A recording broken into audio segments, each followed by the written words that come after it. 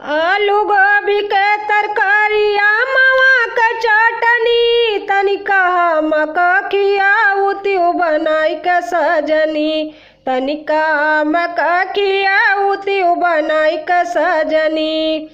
आलू गोभी के तरकारिया मवा के चटनी तनिका हम खियाऊ त्यू बनाई के चटनी तनिका हम खियाऊ त्यू बनाई के चटनी।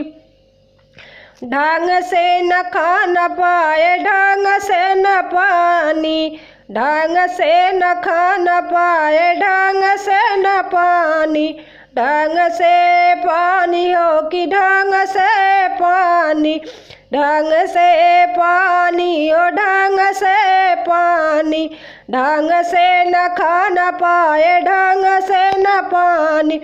जब से आइल गेहूँ के कटनी तनिका हम खियाऊ त्यू बनाई के चटनी।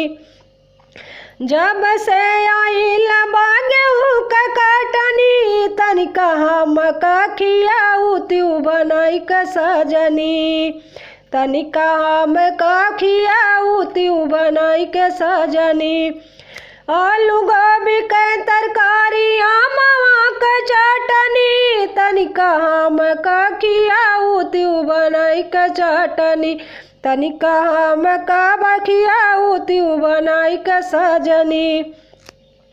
दिन राति करी गोरी हम मेहनतिया दिन राति करी गोरी हम मेहनतिया हम मेहनतिया करी हम मेहनतिया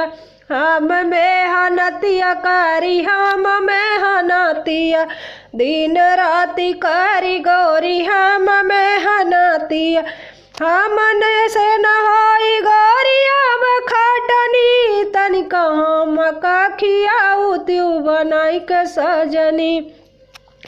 हमसे न होई गोरी अब खटनी तनिका हम खियाऊ त्यू बनाई के सजनी तनिका हम खियाऊ त्यू बनाई के सजनी।